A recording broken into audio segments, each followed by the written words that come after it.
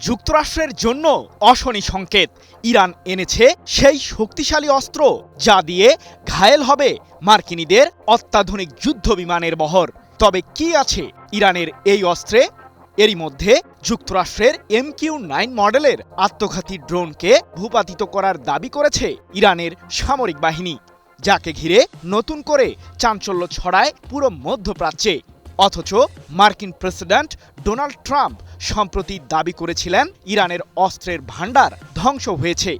কিন্তু যুক্তরাষ্ট্রের চোখ ফাঁকি দিয়ে সামরিক সক্ষমতায় আবারও কিভাবে ঘুরে দাঁড়ালো ইরান? প্রশ্ন হলো, যুক্তরাষ্ট্র ইসরায়েলের ক্রমাগত আগ্রাসনের মধ্যেও ইরানের প্রতিরক্ষা সক্ষমতা এখনো কতটা টিকে আছে? ইরানের ক্ষেপণাস্ত্রের রেঞ্জের মাঝেই রয়েছে মধ্যপ্রাচ্যে থাকা যুক্তরাষ্ট্রের প্রতিটি সামরিক স্থাপনা, এমন ঘোষণা সাম্প্রতিক যুদ্ধের আগেই দিয়েছিল তেহরান।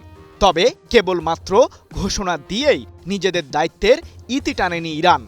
যুদ্ধের ময়দানে মার্কিনীদের বিরুদ্ধে তুমুল উত্তাপ ছড়িয়ে নিজেদের সামরিক শক্তির জানান দেয় তেহরান, যার মাধ্যমে মধ্যপ্রাচ্যে যুক্তরাষ্ট্রের সাম্রাজ্যবাদকে চ্যালেঞ্জ জানায় ইরান।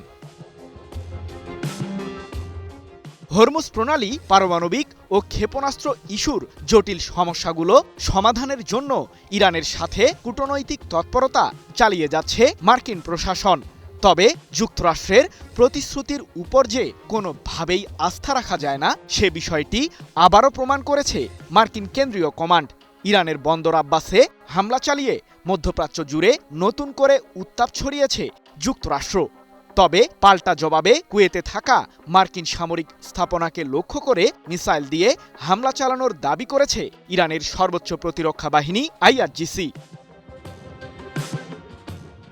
এমনকি ইরানের আকাশসীমা ভেদ করে দেশটির বিরুদ্ধে বোমাবর্ষণ করার অপচেষ্টা চালিয়েছিল মার্কিন বিমান বাহিনী।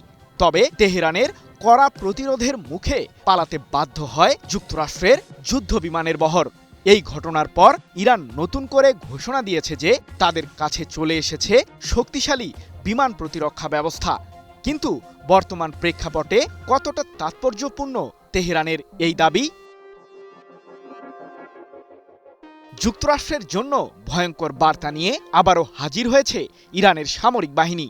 সম্প্রতি হরমুজ প্রণালীর কেশম দ্বীপের কাছে যুক্তরাষ্ট্রের MQ-9 মডেলের একটি আত্মঘাতী ড্রোনকে ভূপাতিত করার দাবি করে তেহরান।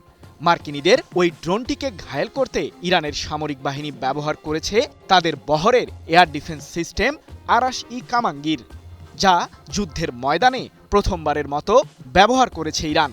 বিশ্লেষকদের দাবি, ইরানের সামরিক স্থাপনাগুলোতে কয়েক মাস ধরে হামলা সত্ত্বেও মার্কিন ও ইসরায়েলি নতুন আক্রমণ প্রতিহত করার সক্ষমতা রয়েছে তেহরানের। এক প্রতিবেদনে বিষয়টি নিশ্চিত করেছে কাতার ভিত্তিক সংবাদ মাধ্যম আল জাজিরা। তবে প্রশ্ন হলো, ইরানের নতুন এই এয়ার ডিফেন্স সিস্টেম ঠিক কতটা শক্তিশালী?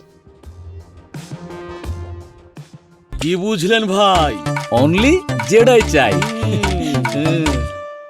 তুলনামূলক সস্তা, সহজে স্থানান্তরযোগ্য এবং দেশীয়ভাবে উৎপাদিত প্রতিরক্ষা ব্যবস্থার প্রতি ব্যাপকভাবে বিনিয়োগ করছে ইরান, যার মাধ্যমে স্থির রাডার সিস্টেমের উপর নির্ভর না করেই শত্রুপক্ষের আত্মঘাতী ড্রোন ও যুদ্ধবিমানকে ভূপাতিত করার সক্ষমতা অর্জন করেছে তেহরান, এমনটাই দাবি বিশ্লেষকদের। আরাশ-ই কামাঙ্গির মডেলের নতুন এয়ার ডিফেন্স সিস্টেমটি দিয়ে যুক্তরাষ্ট্র ও ইসরায়েলের স্টিলথ প্রযুক্তির যুদ্ধবিমান ভূপাতিত করতে সক্ষম ইরানের সামরিক বাহিনী। তবে এর রেঞ্জ প্রসঙ্গে বিস্তারিত কোনো তথ্য প্রকাশ করেনি তেহরান। সৃজন মাহমুদ, নিউজ 24।